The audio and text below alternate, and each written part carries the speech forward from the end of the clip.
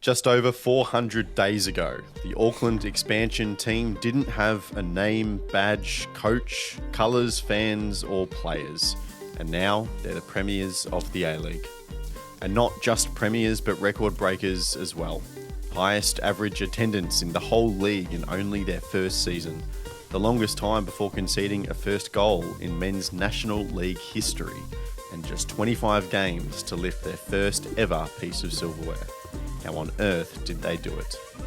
Meanwhile, Carl Viet's Adelaide sit on the precipice of one of the steepest fall-offs as they head into their final round bye, with just a point of wiggle room, giving way to a range of fascinating post-match insights from Viet himself. But their draw against City means the race for second is still alive, with 4 teams still in the hunt, and transfer speculation is beginning to heat up as a number of A-League stars start to reportedly secure moves away. On this episode of the Round Ball Australia podcast. My name is Lachlan Avil. Joining me tonight is Christian Montegan. Christian, 1 round to go, and then we're into the final series. It's getting cutthroat now. Huge. Well, obviously we've got top spot wrapped up, but still a couple of spots. You've got the ACL spot, ACL lead still up for grabs, and then the top 6 who's going to finish in there, because obviously that loss for Sydney has just really opened things up for Adelaide, who we sort of wrote off after they played their last game thinking, well, surely Sydney are going to get it done, but no, they've got City in this last fixture, and yeah, there's a lot riding on it. So you've got sort of this mid-pack between second and 7th essentially, really fighting for something. So this final match there is going to be really, really entertaining. Jacob Stevens, hello to you as well, is now where we begin our kind of annual campaign of these games should all be played on the same day at the same time so we don't get colluding across different time slots. Yeah, I mean, it would make it more entertaining, wouldn't it? Especially when, I mean, the top 6 isn't set in stone, obviously. Sydney, what's going to happen with them? It's going to be a massive match for them against City. And then just even within the top 6 itself, where does everybody finish? Who manages to nab those home finals and things like that? It's going to be a fascinating final round. Unfortunately, it wasn't, the title fight we were hoping in that final game, which, we've been billing for weeks now, going it could come down to the final game.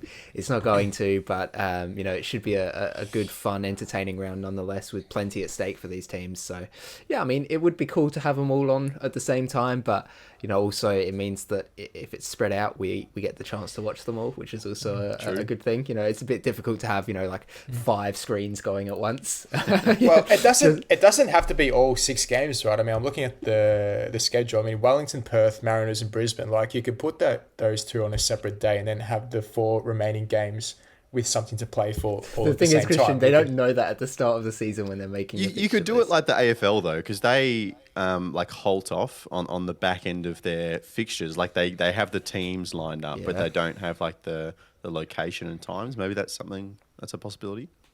Could work. I don't know. I just think otherwise you'd just end up. You'd go, these guys were rubbish last year. We'll put them in a time slot nobody cares about, and then they end up being the most important game of the round. And it's like, well, okay. I mean, you've seen how our predictions play out most of the time. So we definitely shouldn't be in charge of that scheduling if that's the route they take. But yeah, I mean, yeah, maybe there is some wiggle room there. It would be cool. All right. Well, obviously the big story today is Auckland FC. They are premiers of the A-League in season 2024-25. And, what a story this is. They've come in and absolutely smashed the league at the first time of asking in. Christian, what is a season that is probably considered as one of the tightest of all time in terms of just, you probably take the outliers on either side and that middle kind of 8 to 10 teams. It's all been quite close throughout the season, but Auckland have just been consistently the benchmark throughout the whole campaign. I probably make it 2 little wobbles where their form kind of dipped just down a little bit, whether that's to, injury or just outright form. That's fine. You expect that. Obviously, we talk about what defines great teams and how you respond to those kind of little dips and push yourself back on an upwards trajectory is a big part of that, right? And they sit now here. Of course, they'd already won the Premier's Plate before they went out to play Perth Glory, but essentially with 2 games to go, very deserved premiers of the A-League.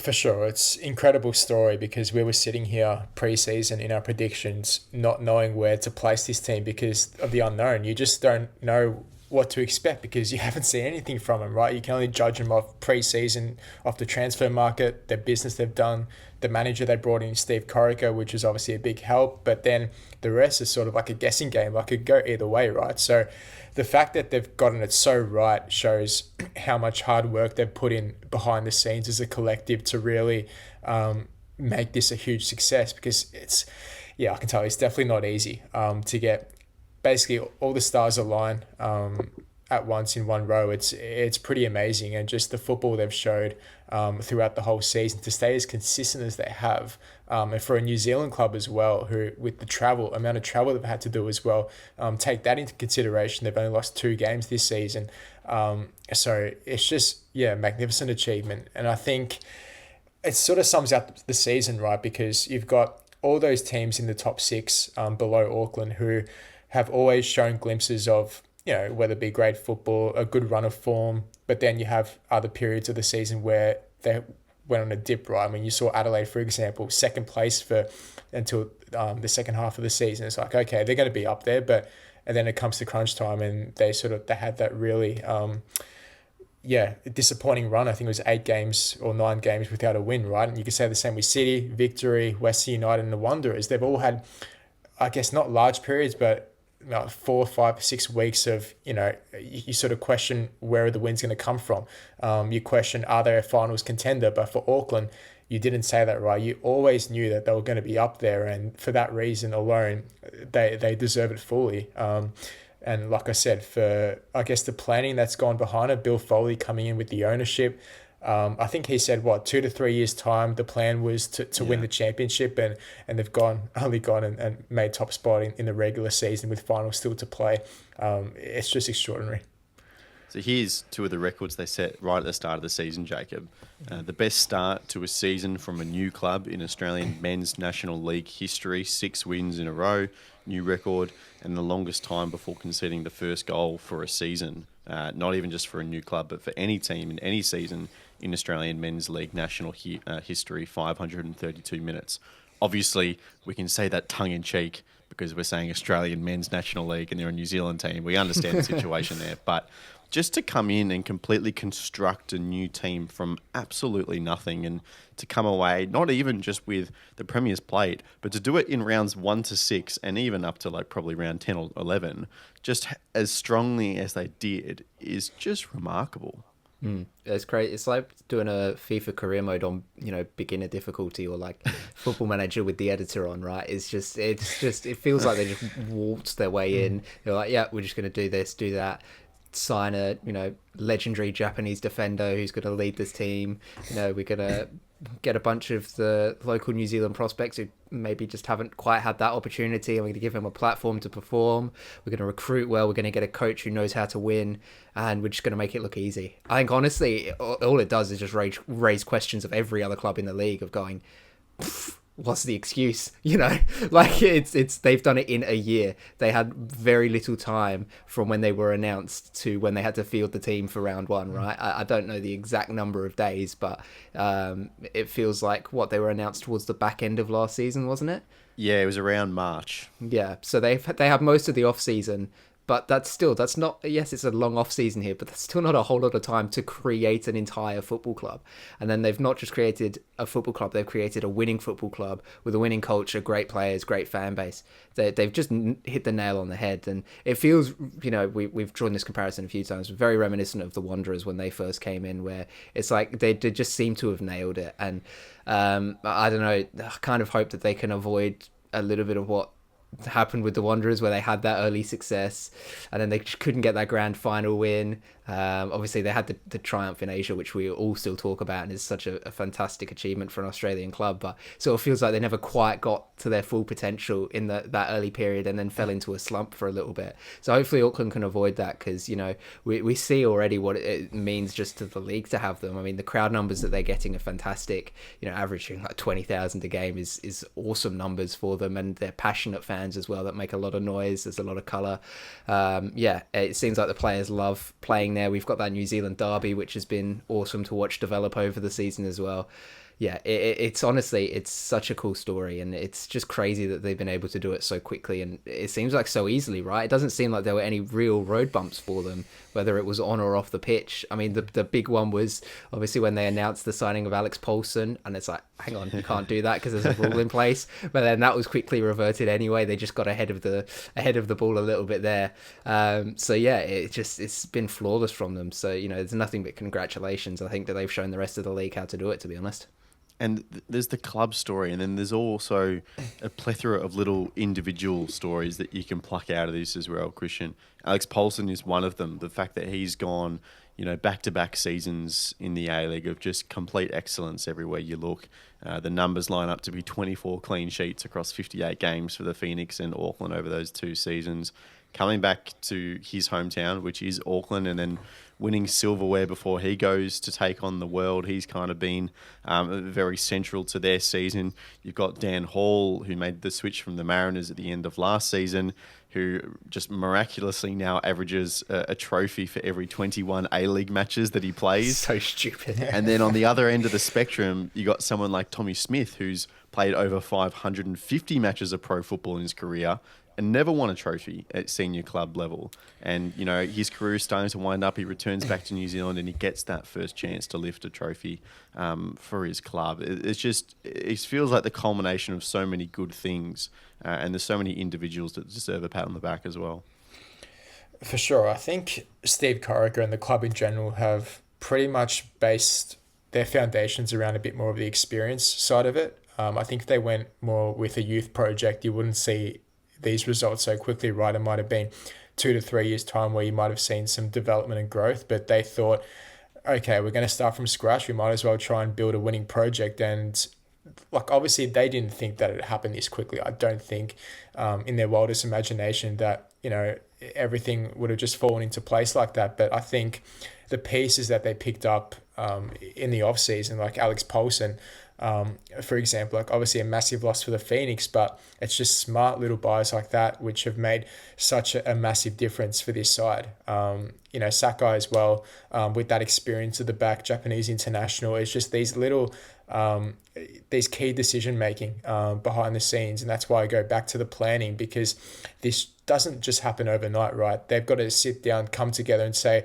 okay, what's our direction for the next 5 to 10 years? Where do we want to see this club? How do we want to incorporate the fans and bring them in, right? So it's just a combination of factors, and they've just done everything to the book and they've done everything right. So yeah, a couple of great stories like that you've mentioned. Even Tommy Smith, another one, he's played over 550 matches. It's that type of experience that is going to get you over the line in these types of moments, especially late on in the season. Compared to a couple of the clubs still fighting for the top 6 where we've seen a bit of a dip, right? They've fallen off, and we've sort of questioned, okay, maybe they don't have the right personnel or experience to last the full season. We've got to wait and see. But then to see Auckland, they haven't been in the competition before. This is their first season. It's this should not be happening, right? But yet it is. So yeah, I just really hope that they can maintain this momentum. They don't pick up any injuries, because they really deserve to go deep and potentially win it all. Another interesting story is the whole Auckland City aspect of it, Jacob, which is a club that is very proud in the semi-professional scene, not just in New Zealand, but in Oceania as a whole. They've dominated the Oceanic Champions League for near on 2 decades now. They're a very, very proud club. You've got the likes of Liam Gillian and Cam Howison, who represent that club in the Auckland FC squad at the minute.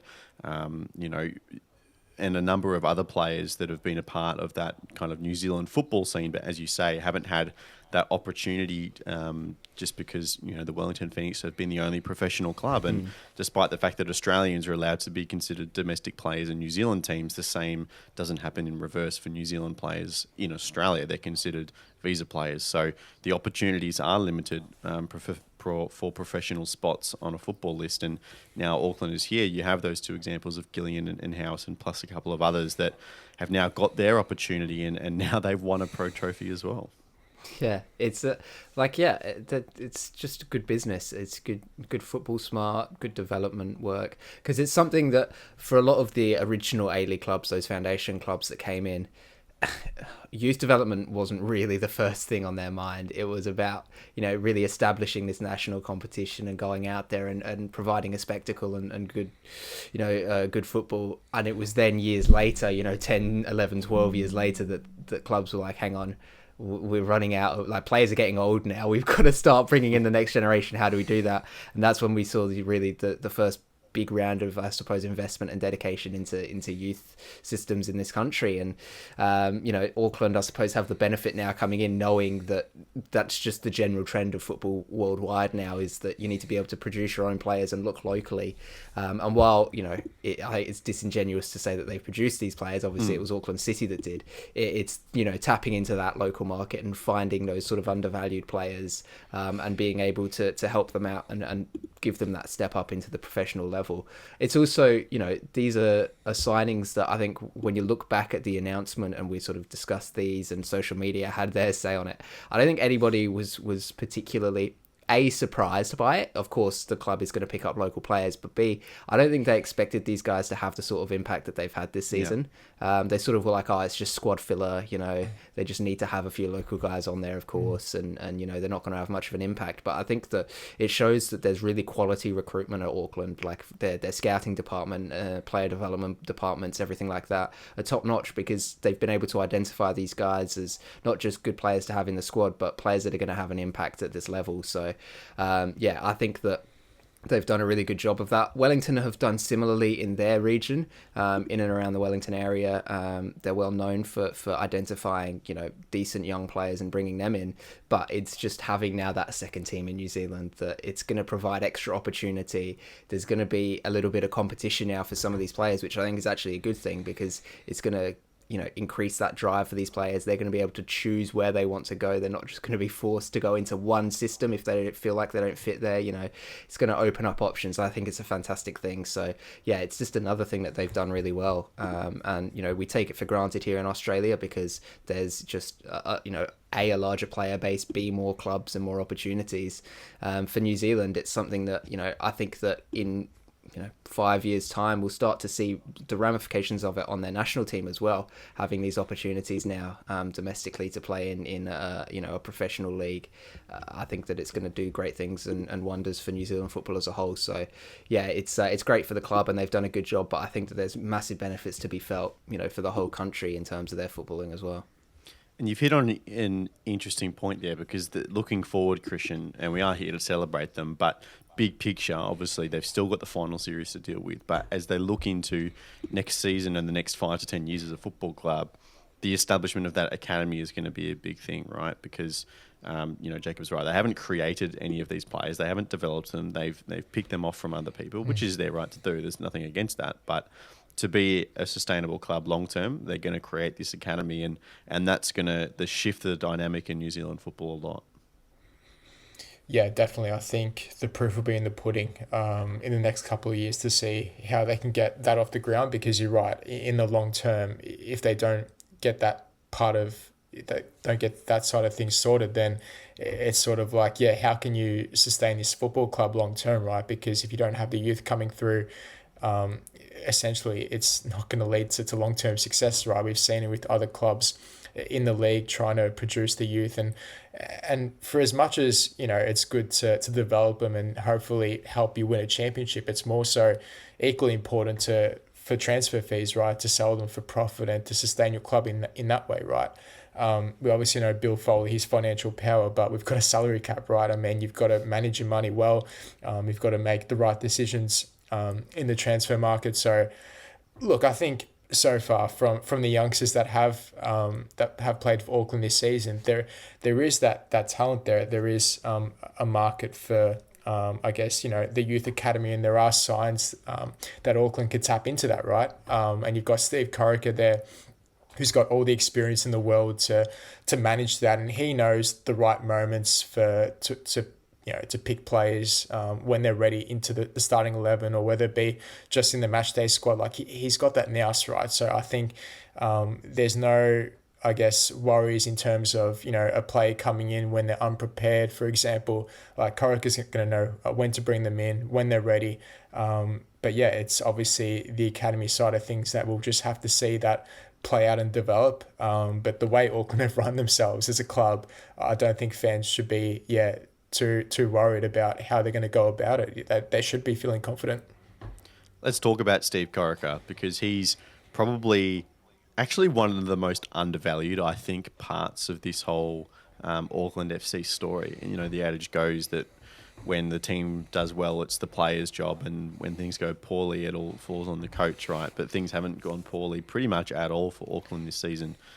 He obviously spent 19 very successful years at Sydney, both as a player, as a coach, and then was thrown out after a couple of games last season, and all of a sudden was appointed this incredibly rare position, Jacob, of being asked to build a football squad from scratch. And he's built, a team into A-League Premiers. And obviously we can talk about, I guess the football on the pitch throughout the season, how he's had to adapt to different,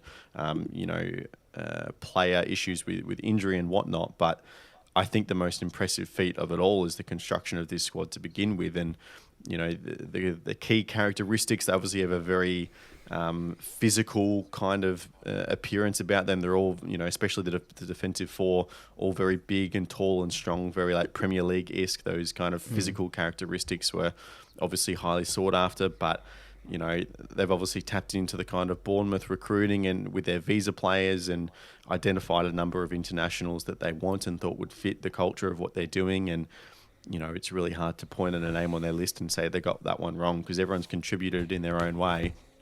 And personally, I love the Tommy Smith role. It's kind of like the old Rob Holding at Arsenal, right? You kind of just sub him on, move to a 5 at the back when you need to shore up a game for 10 minutes. It's little things like that. They clearly thought of all the scenarios. And I imagine that must have been such a fun task for him, just to have a completely blank list and be asked to create a football squad. I think it shows as well what happens when you give good coaches a chance to build their squad, do what they want with it, get players that are going to fit the way they want to play, rather than having to adjust the football that they play to the squad that they're given, if that makes sense, right? He completely blank slate, do what you want with it, mate. And he's gone out there and he's identified that we're evolving now in football towards bigger, stronger defenders than ever before. I mean, it was always a thing, but they also have to be good on the ball. They've got to be relatively agile, and I think he's nailed that. You've got to have versatility in your squad and players who can play all over the park. Well, he's got that in spades, especially with the likes of Hiroki Sakai, who's played just about everywhere on the pitch, it seems, this season.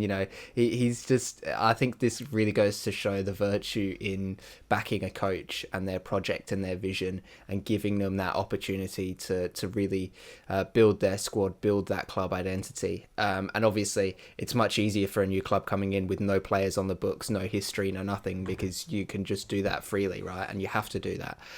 It is a bit more difficult, obviously, for established clubs, where you're going to still have, players, holdovers from the previous seasons, coaching staff, backroom staff, and things like that are going to stay the same. It's not, you can't just come in and completely redo it. But I think it does goes to show the benefits that, giving those opportunities to new coaches has for a football club, because it's incredibly difficult for a coach to come into a new job. And for Corica, he'd been at Sydney forever, right? And it was just like he just knew the system knew him, the fans knew him, he knew the fans. Like, it was just all embedded there. And then he's got to just uproot and go not just to a new city, an entirely new country over in New Zealand, in Auckland, and start from scratch. So, I think that it goes to show just how good a coach he is as well, that he was able to move from somewhere where it seemed like he was pretty happy and pretty comfortable to, being given this, mammoth task of creating a new football club and then going and knocking it out of the park. So, props to Corica, because, there was a lot of doubt regarding him coming into this season. People looking at the back end of his Sydney tenure and going, is he still up to scratch as a coach in the A-League? Is he running out of ideas? Has he been figured out? That sort of thing. And again, he gets given that blank slate and a chance to do what he wants to do with the team, and play his sort of football. And then they go and get the Premiership in 25 games in the first season.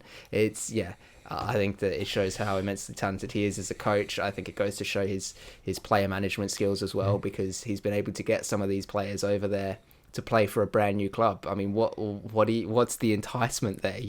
It's like, well, I'm going to play this way of football. You're going to be coached by me. It's like he's clearly a draw for some of these players. So yeah, I think that it goes to show that he was potentially a little bit undervalued there towards the end of his time at Sydney. That he's been given a new lease on life, and he's found his sort of form again. He's found his swagger again, and Auckland are playing great football. So, no, I think that more coaches should be given these opportunities. I think obviously there is a point at which you go, we can't keep giving you these chances. But I think that we've seen the opposite of that in the A-League in recent years, where I don't think coaches have been given chances, and they've just been, let go too quickly or not given those opportunities. And you just think, well, what if, what could have happened had this person been given time? So, yeah, I mean, we're kind of seeing a different approach to that this off-season, right? Obviously, was it Talay and Chiefy have both been re-signed, giving them that opportunity to go, all right, prove yourselves and show what this project is all about. Maybe in light of the success that Corica's had here, going, oh, maybe we just need to give you an opportunity. But no, I think it goes, to show he's a great coach, and he's built a great club over there. So yeah, massive props to him. Talay's an interesting one. We'll get on to him. I think the other kind of group of people, Christian, that we have to congratulate is everyone behind the scenes at the club, because they've clearly worked extremely hard to build Auckland into something that was very connected to the local community. All of their first signings were all local players. They were very strategic in growing that foundation of local players that fans could get around. Obviously, we talked about their recruitment of visas. They did that extremely well as well. And they really put the fans first, it seems, in everything they did. And we can talk about, all the kind of activations they were doing at the ground as well that was kind of setting the pace in terms of the A-League, despite being a first-year club, right? And they were rewarded in spades. Just over 17.5 thousand was their average home crowd, which is top of the league for this season. They set a new New Zealand record for a regular season domestic game of football, a little bit over 27,000, which I'm sure is no surprise for the February New Zealand derby. If you got someone who didn't know the league, show them 6 games from, say, last weekend. You look around and you ask them, okay, who's been around for 20 years and who's just come around in the last 12 months or so? There's no way you're picking Auckland FC as one of the new kids on the block. Not a chance. I think it's just a perfect case of understanding the market, understanding your fan base. And there's been a couple of examples of other clubs that hasn't been the case, right? I mean, Brisbane Roar, perfect example. You see a stadium which is basically empty, right? Suncorp, which is terrible. I think Auckland just have this knack already of just being able to connect with the fans. And you can say that, right? But at the same time, you probably got an argument to say, okay, it's easy to come out and support your team when you're winning. I think we've heard that argument before, right? I think you're going to see, okay, maybe when things go a bit south, will the fans still turn up? Will you still see those same numbers? Probably not. It will dip off a bit, but I think for the most part there is a real enthusiasm and buzz, around Auckland, because there actually is something special brewing. I think they've been waiting for this opportunity for quite a while to be in a quite established league as the A-League has been over the past 20 years to get this opportunity. I think the fans have, they've really taken it abroad. I think it's been great. So, in terms of the players as well, they obviously tapped into the local market to start off with, and they could have easily gone and said, okay, we want to try and pick out 1 or 2 really star names to really bolster our squad, really make a name for ourselves. But when you saw the team sheet, we see the paper, it's like they don't really stand out. With all due respect, before the season started, it's like, oh, okay, where are the goals going to come from? Where's the creativity going to come from? They signed Jake Brimmer. He was sort of, a bit of a disappointment towards his end at Victory. It's like, yeah, it's average, it's okay. But again, that's where you got to give massive props to Corica as well for the way he was able to assemble his squad and get the best out of them. That's just a sign of a top coach, right? When you perhaps have maybe limited resources compared to other clubs in the league, they've been able to make the most of it. So, yeah, I think definitely a lot of clubs can learn a thing or two for what Auckland have done over the past 12 months. And, it's just been a great story. Absolutely. Congratulations, Auckland. The final series awaits. We'll see if they can go one better than the Wanderers in their inaugural year and claim the Premiership and Championship double. But while the Black Knights are locked into top spot, Adelaide United's position is significantly more precarious than that. Their regular season is over on 38 points. So they got 2 out of the possible 6 from this kind of last week. 2 draws from Tuesday night, I think it was, as well. Yeah. They qualify for finals only if Sydney FC lose to Melbourne City on the weekend. And given that it could have been Carl Viet's last game in charge, again, against Melbourne City, he was asked a few more kind of holistic questions about the football club after the match. And this is what he had to say when asked about what had to improve at the club going forwards and how the announcement of his departure affected the playing squad. And that's something that the club have to, look at, improving the resources at the club, because we've, haven't done anything in my whole time there with with the training ground or anything like that. So it's important that we put the resources around the younger players that we've got coming through to give them the best chance to having success. Yeah, there was a few things that have gone on behind the scenes that have distracted the players, and in the end, it's I suppose it didn't help with some of the things that did happen, and you can only have to look at the performance of the players, how they dropped off. That's I know the reasons why, and maybe one day they'll come out. I think that was the final straw for the playing group, and you can see that they're quite emotionally drained, the playing group. It's been a tough couple of months for them. So look, tonight I thought they dug deep and fought. So clearly there is a lot going on behind the scenes here, Jacob, that we are unaware of. He's talking about multiple incidences through the season that have affected the playing group, and the announcement of his departure being the final straw as to their, I guess, mentality and emotional drainage throughout the back half of the season. And it's clear to think that Carl doesn't think the performance drop-off in the second season had too much to do with the football. There's a lot going on behind the scenes, and obviously we're no real closer to knowing exactly what those have been, but it's clear that there's been a pretty significant shift behind the scenes. The players are clearly in support of Carl from what we know. We saw Stephen Mork do that interview right after the news was kind of bubbling around his departure as well. So it's not quite pissant town levels from Aurelio Vidmar, but it attempts to give a little bit more perspective as to what's happened to them since January. Yeah, it's not perhaps as visceral as that, but it gives off the same sort of feeling of dread and uncertainty, I suppose, because, it feels like a very similar situation where you've got this coach who's in a desperate position, and the players want to be coached by the coach, and now he's not in a job, and with the Vidmar one, that infamous line, but also you're talking about there's politics in the club, and the press knows who it is, and what's going on, but you're just not reporting on it. Here it's slightly different, where you don't know what's going on, but one day you probably will. So it's slightly different in that regard. But I was just shocked almost to see the comments that he made, because all season long he's been very diplomatic, and he's not the sort of person to get this, I suppose, insightful in a press conference. He likes to toe the line, and he's sort of, I suppose, a cliche machine at times. Game by game, that sort of talk. I suppose now there's nothing for him to lose, right? It's like he can lose his job. He's not got it. So why not come out and say that? And I kind of appreciate that. And I think that it kind of exposes perhaps a little bit of hypocrisy at the club as well, because it's, the club has always talked about being transparent and, being open about what's going on behind the scenes. And it's pretty clear that that's not been the case this season, because there's clearly a lot going on that none of us are aware of. There's been rumours of different things, especially since the introduction of Ernest Faber as the technical director.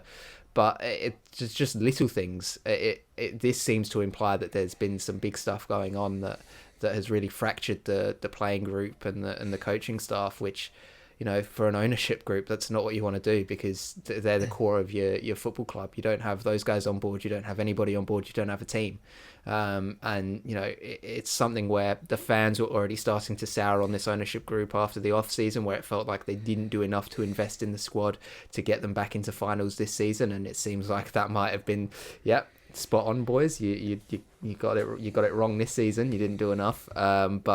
It seems like now as well there's work to do to repair that relationship with the players, which that's a scary position to be in, especially for Adelaide United. It's not something you really associate with the club. It's always been a case of the players love the club and the club loves the players, but maybe there's a little bit of a fracture forming here, which is it's an interesting thought. But look, Adelaide's still technically alive, right? It's not going to be easy for Sydney. And I spoke to some people at the women's elimination final on when was it, Sunday afternoon, and they were saying, well, maybe actually we did ourselves a favour by drawing with City, because then City have something to play for in this final game against Sydney.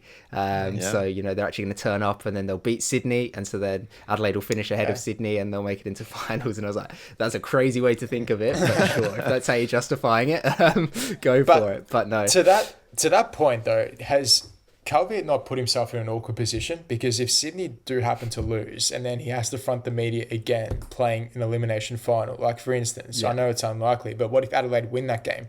Like the media are just going to be pressing him about, what are these things you're talking about behind the scenes? What's going on? Like it's very reminiscent of. But why would you say that though? Yeah, but because he wasn't sure that he was going to have another opportunity to, right? Yeah. And there was another moment. But why do you have to say it though? Because there's another moment in that press conference, which I didn't include in that clip because it doesn't translate to audio, but he's being asked the question about, can you try to explain the reason for the fall off? And he's kind of looking down at his desk, just waiting for the journalist to finish the question. And you can see just his eyes open wide, his eyebrows go up. Straight away, something has popped into his head, this moment that he clearly wants to talk about. He clearly doesn't value a kind of selfish moment of finger pointing more than the success of the club moving forward, which is why he's not going all out with his explanations, possibly because he was aware of the fact that he could end up in another press conference, in a couple of weeks' time. But look, there's also the selfish part of it where it's like when a player, misplaces a pass and it goes past the intended target, and they throw their hands up saying, why didn't you run onto it or something? Yeah. It's like, I need everyone else to know that it's not my fault, even though it could be a little bit. I'm not saying it is Carl's fault. I'm not saying it isn't. But there's a little bit of that human aspect to it as well. But I just found it really interesting, Christian, because there's clearly so much going on that he can't talk about, because probably he wants the best for the club moving forward. And maybe that's the reason why we've seen a lot of those kind of cliche answers, because when he's been asked 6 weeks ago about the defence and they've conceded every game for 3 months, it's like, we need to fix the defence. That's what I'm going to tell you. But I don't want to let go of the things that are really causing the issues inside the club. It's as well, you're talking about him, wanting what's best for the club moving forward. I think that's exactly spot on with it, because you go through and you read the full transcript of that presser, and he talks a lot about the future of the club and making sure that they get things right for the future, and that they don't turn their back on, the development pathways that that really he sort of pioneered and brought into the club right during his time. And he says that for the best for the club moving forward is to continue with this sort of approach. It's clear that he loves the club, and for good reason, right? He's an absolute legend of Adelaide United, and I can only sympathise with the position that he's been put in here, because there's reasonable cause to have not have renewed his contract based on his performances over the last 2 seasons. I also can then reconcile that with the fact that maybe he has been hamstrung a little bit by a lack of support maybe from the higher ups in the club, and that's, as a coach, we were just talking about the freedom that Corica's had at Auckland and how that's sort of given him a new lease on life and they've found success. The opposite can be true as well, where if things aren't, you're not backing your coach in the right ways, you're not investing, you're not putting the resources into the club that are needed for success, then you're not going to have it. It'll be very interesting over the coming probably months, to be honest. It'll unfold more in the off season, I'm sure, as to what's really going on there, and I'm hopeful we find out more, because I think that at this point, especially with these comments now, there's no way the club can't come out and at least talk about what's going on, You reckon? because it's well. I think especially with, and again, it would just be hypocrisy if they don't, because they're going, we want to be transparent, we want to let the fans know what's going on. And I think if they don't do that, then, you know, the fans have been very apathetic the last couple of seasons. They've been annoyed that there's not been investment, but it's like, okay, well, we're just recently debt-free, we don't want to go crazy, we're a development club, or I think if the club doesn't come out and they don't, you know, they're not going to say everything that's going on, of course not, that's stupid, but I think if they don't come out and say anything, then, you know, the fans are really going to start to turn, because it's not a good look to have your coach of the last 5 years, your longest serving coach, a legend of the club, coming out and saying these things and then not at least offering a response. It's it wouldn't be a good look. So they are still alive for the race for the top 6, of course. They did kind of the minimum this week of realistically what they had to do to stay in the race.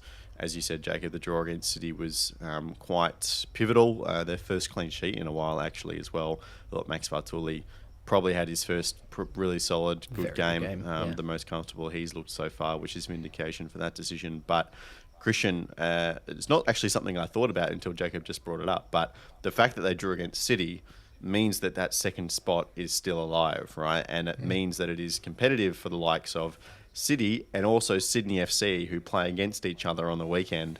And this game is going to be the big one that everyone's going to be paying attention to, because it could decide the top 6 and that ACL elite spot. Both teams definitely have a lot to fight for. It's going to be massive. Without a doubt, game of the week, because you've got ACL elite spot for Melbourne City, who you could argue probably should have had it wrapped up a couple of weeks ago. They've dropped, you know, maybe some points that they might look back on at season's end and maybe regret, and they've let teams like Western United back in the hunt, albeit like even Western United and the Wanderers have dropped points where they know that they shouldn't have. So it's just blown the race wide open. And then for Sydney, you could probably say, like, they're in the race, but they probably don't deserve it. And the same could be said for Adelaide at this point, considering, the second half of the season. But it just keeps things interesting, doesn't it? That's what you want coming into the final day of the season. If you want to pick one, I mean, it's tough to pick, isn't it? It's very who's difficult. going to get through? You've got to go Sydney though, right? All they need is a draw, and they're in. It's you know, they've got 2 outs. They've got better odds. It's completely out of Adelaide's hands now. I think had Adelaide gotten a win in one of those 2, you know, it's a little bit of a different situation. But I think just the 1 point, yes, against City, who are looking for second spot, but I wonder if some of those Melbourne City players aren't playing for some bonuses though, if they qualify for the Champions League elite. That's true. Obviously it depends on the contract structure, but there's a lot of money going around in those positions at the moment. But the reason why that equation is kind of set up that way, Christian, I'll go back to you, is Sydney conceded a very early goal against Western United in their 1-0 defeat out at Tarniat. And I don't know if I'm just looking at this wrong, but was there not quite an obvious foul on Joel King in the build-up to that goal? He's going up for a header. He wins the ball first. Michael Roos is running forward, cleans him out after he plays the ball. And, you know, you've lost your right back, and then the ball gets played out to Rico Danzaki, who plays the assist for Nathan Grimaldi. I thought that was quite odd. Number one, that the foul isn't blown, but also I think that is a clear and obvious error. I mean, did it go to VAR? Yes, everything goes to VAR. Well, did the referee have a look at it? No. No, well, you know, these are... You know what Christian's going to say there, then? That the referee should be going to the VAR and having a look. But no, in all seriousness, I could, probably tend to agree with you.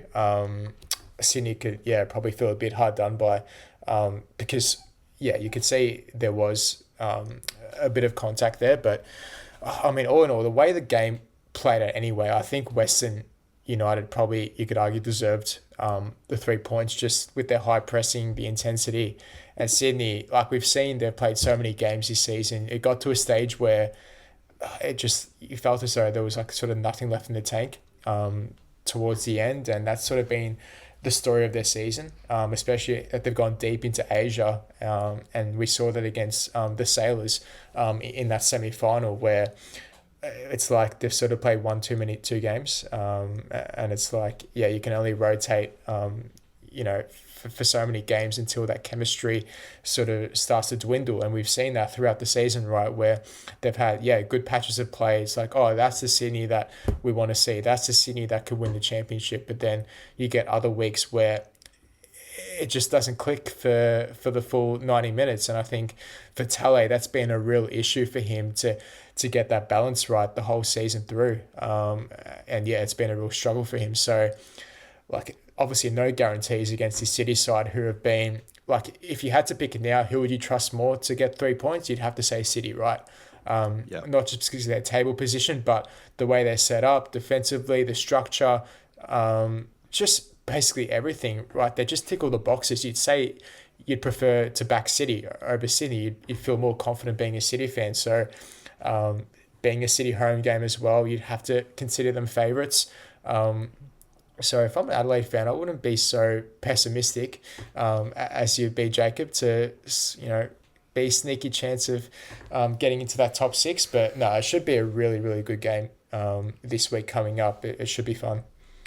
Well, on Sydney FC, Jacob, we learnt this week that Ufuk Talay has signed on for an extra 2 years with the club. This news comes from Marco Monteverde as well.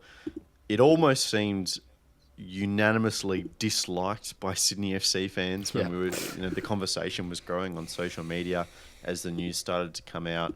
And if there was people that were saying they don't mind it, it was usually on conditional statement on the fact of, if he can resolve the defensive issues, then I don't mind him staying around. And now, social media is and everything, but the majority of the conversation I've heard, people aren't too happy about it. And I guess when you assess, I've been saying this all season, right? But when you assess the expectations of what their squad looked like on paper with what's actually turned out for them this season, you have to be disappointed. They had a good run in the ACL too, which again will probably be looked down upon because when they got to the semi-finals, they should have gone all the way to the final. But the fact that they made it to the semi-final just at all is a very impressive achievement. But especially if they don't get a point on the weekend and they miss finals, which against this Melbourne City team is a real, very real possibility, then that news of Talay's re-signing, and remember, we haven't actually seen this announced properly by the club yet, that news is not going to go down well if he fails to make finals. No.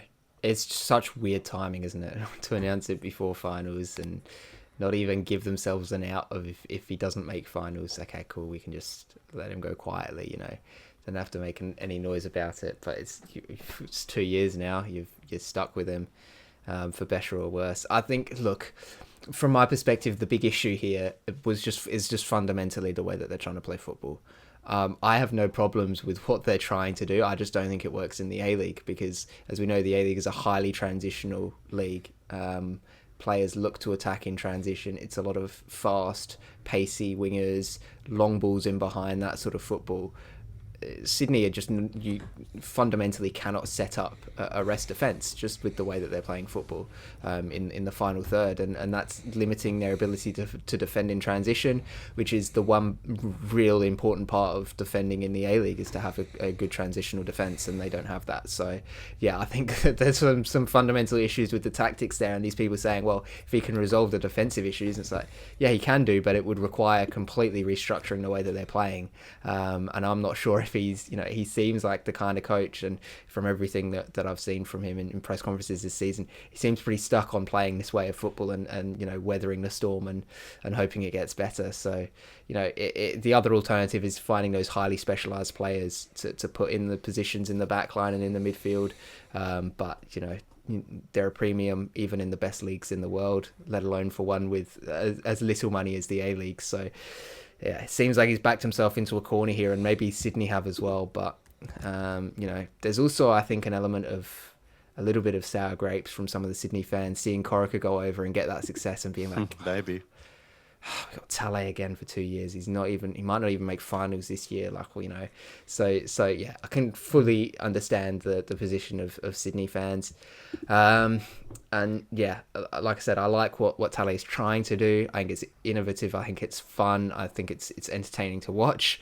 But is it going to get the results in this league? I'm just not sure it is. So it seems like a strange decision from Sydney to back him. But then from a club's perspective as well, it's like, well, Corica's just gone. You've brought Talay in. You don't want to get rid of him immediately. You want some form of stability. Yeah. And, I brought it up last week with Chiefy, this idea of John Aloisi, right, at Western. Okay, he had that excellent start where he won the championship, but then it was a really lean period and they were playing some not very good football, and his name was on the hot seat for, seasons after seasons. Maybe with Talay, they're thinking, let's give him some time and see what can happen. But I just think that, unfortunately for him, the way that he wants to play football just doesn't seem to work with the way that other teams are set up. And that's something he's going to have to overcome, and there's a lot of work to do that. It's a strange call all round, I think, and the timing of it doesn't make it much better. It's not impossible to overturn that, Christian, though, is it? Because he wasn't playing this way last year. And the preseason is the period of time where you obviously have plenty of training sessions and you're able to kind of reset from zero, start from scratch, and maybe switch up the way you want to go about things as well. And I think if you look at it holistically as well, another observation we've made probably in the last 2 to 3 months or so is that by playing this relationist football as they have, that's not actually been the way a lot of the time they're actually scoring their goals. It's been a lot of individual efforts that are actually being the productive outputs for them. So maybe when they get to the off-season, it's a case of looking back and saying, okay, look, it worked for us in patches and our good football was really good, but it was coming just so inconsistently. Maybe in order to build off this season, we need to change the way we're going about things. Yeah, I don't see Talay as someone who would be overly stubborn compared to maybe some other coaches, in the league. I think he probably does have that in his locker to be a bit more versatile and adapt a bit more. And I think he'll look at the tape in the off season and realize that he's made some mistakes. We know he loves to play, obviously, the high press, loves that really intense football, the possession base, playing, entertaining, slick football. But I think there's times within games, just managing those moments when to do it. I think that's what a lot of coaches nowadays just make that mistake of. They think, they've got to do it every single time. Like, just don't let the opposition breathe. I think there's moments where you just got to sit back a bit, relieve a bit of pressure, and just sort of pick your moments. And especially playing in multiple competitions as Sydney did, I think that's sort of what's been their undoing to a certain extent.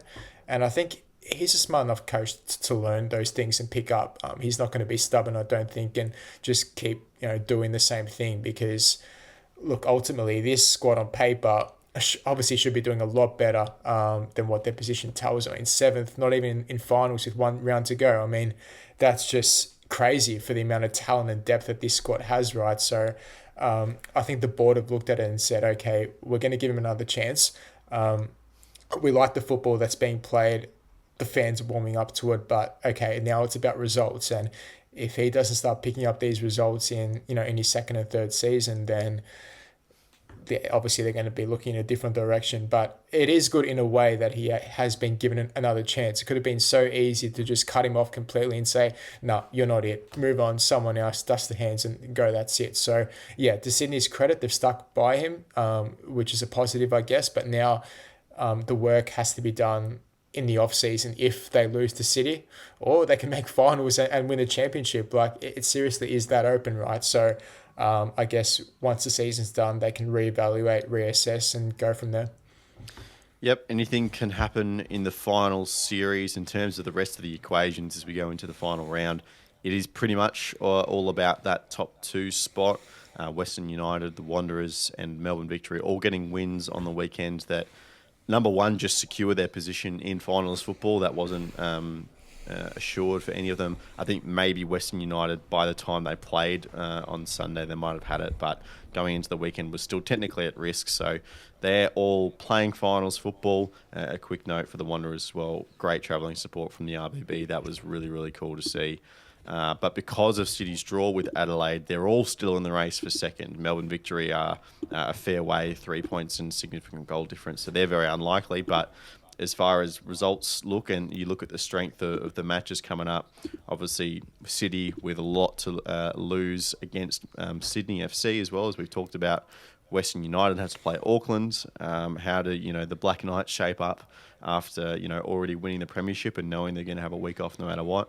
and then the Wanderers have to play the Bulls as well, and then Victory, the Jets, if you want to count them in as well. So it's incredibly tight. Of course, there's the ACL Elite spot, there's the bye for the semi-finals, and Jacob having at least 4 teams in the running for this position kind of makes up for the fact that we don't have a premiership race in the final day.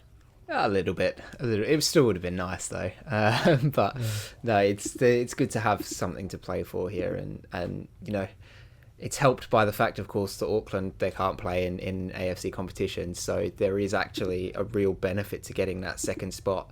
You know, in that you're going to be playing Asian football next season, and we know all about the win bonuses for each game and stuff, and clubs will be looking at that thinking this is a big chance for us to, you know, get a bit of money in the bank, and you know, obviously players, like you said, they could have bonuses and things like that for making continental competitions. So yeah, it's going to be wild. It's been actually drawn up quite nicely, because, you know, while you look at Victory and the Jets and you think, oh, the Jets have been, you know, it's the Jets, but also they've been in some decent form-ish recently.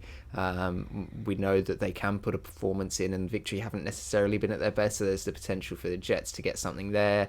You know, obviously, you mentioned City and Sydney. That's just... that is going to be... I think that's going to be my game of the round, to be honest. It could end up a really boring 0-0 draw, but I think that it has the potential to be the most exciting game of the round, and I think it's going to be the one that's going to have the most impact on the you know, final look of the table when all is said and done, just because there's so much at stake for both sides. So that's the one that I've really got my eye on. But then yeah, Western are still hanging in there, which, you know, they came so close to being in that title fight, came so close. And it's just the wheels kind of fell off a little bit, and I really want them to do well, because I think they've had a magnificent turnaround this season. They've got some awesome players in the squad, and there's nothing you can really hate about them. And I think it would just be cool to have them find a little bit of success again, especially considering everything that's going on off the field, which we'll talk about later in the week, because there's a lot there. But yeah, I don't know. I don't know how to predict what's going to happen, to be honest, because it's all just up in the air at the moment. Any of them could lose their fixtures. Any of them could win them. I have a weird suspicion it's all just going to stay the same. So they're all going to have the same result one way or the other, and it's just not going to matter. And we'll have had this discussion for nothing. But I think, yeah, I'm earmarking that City and Sydney game as being the game of the round, to be honest. Yeah, 100%. Well, just talking on the Victory game briefly, and we can use this as a little transition into our transfer activity chat as well. But Ryan T. Christian, he scored an exceptional goal, which is, you know, not something we often see from him, but is part of his game where he can contribute. He'll be recognised as one of the best players in the league at the end of the season, and there is no way for me that he doesn't attract significant interest in the off-season. Just a player like him who's been so consistent. He's only just played his 50th game, right? That was on the weekend. 50th game in the A-League, and he's just made such an impact for me. I don't know how he stays at Victory next season. Top bins, I believe that goal is described as. That was a pretty... That's pretty a technical term. Yeah, it was a pretty good strike, wasn't it? I think it just goes to show just his quality, not over this season, but at his time during when he played under Popovich, right? And that's the reason as well why he got that Socceroos call-up. And I've been saying it all season, like his partnership with Veladon in the midfield, it's arguably the best midfield partnership, because already, despite being, you know, a fairly young partnership, they just understand each other's games so well, right? They know when to drop, they know when to go forward once Steve goes forward, and vice versa. So they've got that chemistry behind them, which some midfields, you know, sort of lack in the competition, and they've got it, you know, to a T. So yeah, I think very shocked if he doesn't attract any interest in the off-season, and Victory will basically have no choice but, you know, to sell him abroad. I hope, you know, some good suitors come in, because he's a type of midfielder who you think he's got just so much class, so much poise, and just that mature head, which goes like well beyond these years. You think, oh, this guy's a veteran, right? He's like 30, 35 years of age. Like, he just knows how to play the game so well. He does all the basic and little things so well, where maybe as well, like the dirty stuff off the ball you don't see, but it's that sort of type of stuff that he deserves credit for, right? And then to see him score a goal like that against Macarthur and finally, get the plaudits, it's just been a magnificent season. So, yeah, I'm fully expecting him to leave in the off-season. If he doesn't, it's victory's gain, I guess. Oh, yeah, absolutely. And surely if he leaves, it's a big game for Victory as well, because he's still on contract, so they get a transfer fee for him as well. In terms of some real transfer rumours that we've heard, 17-year-old central defender from Brisbane Roar, Lucas Harrington, quote, has a big sale pending, according to Ruben Zadkovic. Again, this is not confirmed, but the rumour that I've heard is the Colorado Rapids in the MLS, which is owned by Arsenal's Stan Kroenke as well. Look, I was watching him since I think it was about round 4 or 5 when he finished his HSC exams and came into the squad and started playing regular football. He's been superb. Just seems to win duels all the time. He's like the real only bright spot in that Brisbane side this season, to be honest. Like it's they've had their problems, but defensively he's been superb. Like you said, wins his duels. I think on the ball as well, he's been fantastic. He just looks so calm and confident for someone who's only 17 playing in a professional league. Like that's a real underrated quality. So I think there's a lot of potential there. He could go far. Definitely him and Abubakar as well since he's come in. He's been lining it up. On what must be said is, I think probably the worst we've ever seen that Suncorp pitch. That was so bad. When terrible. was it? Friday night or whenever it was. Yeah. It was just absolutely atrocious. Being dug up at the moment, by the way, to be fit with some new grass for Magic Round must be nice. But God, the quicker we can get the Brisbane Roar out of there, the better. Clayton Taylor has rumoured to have asked for a release from his Jets contract, which is an interesting one. He's previously rumoured that Premier League and Championship clubs have been following him around. If he's asking for a release, then my imagination would be going to a stronger A-League club, but still just murmurs there. But the one that does seem a little bit more solid, Christian, and this has been reported by Channel 10 among others, is that Nicholas Milanovic has agreed to a multi-year deal with Aberdeen in the Scottish Premiership, which will earn the Wanderers a transfer fee of around about 800,000 Australian dollars. He's clearly one of the best talents in the A-League. He had a transfer, I think, over to Croatia that fell through at the end of last season, so they tied him down and he spent an extra year here, and it looks like they're going to be rewarded with a decent transfer fee as well. Yeah, why are we attracting all the Scottish clubs? They seem to just love Aussie players. You have a couple of good players come from the league, and then everyone goes, "Oh, hold on, we've not been paying attention to this. Like, there's an untapped market there." And so now they can do it. And because we still haven't quite built that floor for transfer fees yet, they can get them for relatively cheap deals. Like if Milanovic was playing in the Brazilian second division, it wouldn't be 800,000. It would be, a couple of million. So, it's like we just need a couple more players to go over there and do well and raise the value of everybody else in Australia and be in a good spot. Like for the Wanderers' point of view, like it's a great deal, right, for them. I'm just a bit worried for Milanovic because we've just seen, I don't know, past Aussies go over there and they haven't really lived up to the hype. I don't know whether it's the physicality of the league, whether it suits them or not, but we've seen like a lot of players fail over there. And I don't know, we've seen some succeed as well, though. That's the thing. Like, is Milanovic, I don't know, that type of player who's, I don't know, suited to the Scottish league? So here's my opinion on this, right? I think it's all well and good to have the style of football in a certain country conversation, but I think it's quite irrelevant when we're talking about a sample size of Australian players that is so small, right? When you're talking about these other kind of European nations, like the smaller ones, like the Netherlands, Belgium, Austria, those kind of countries that have an easy stepping stone into the big European leagues, they're getting lots of players going out, and you can have the discussion about all these different options, right? But I think, Australian players, we've just had so few go away just to Europe, full stop, right? I think it's just a journey over to Europe conversation rather than specifically Scotland. That's my gut. We've also taken a lot of Scottish players and brought them back to Australia, and that's gone fairly well. So surely that's a symbiotic relationship somewhere. But I take your point, but my gut feeling is that we just haven't had enough players go over there to actually test that theory. Yeah, I mean, you can play for Aberdeen, like what are they, like probably mid-table? I don't know where they are now or where they have been historically. They're one of the better clubs outside of the big two, right?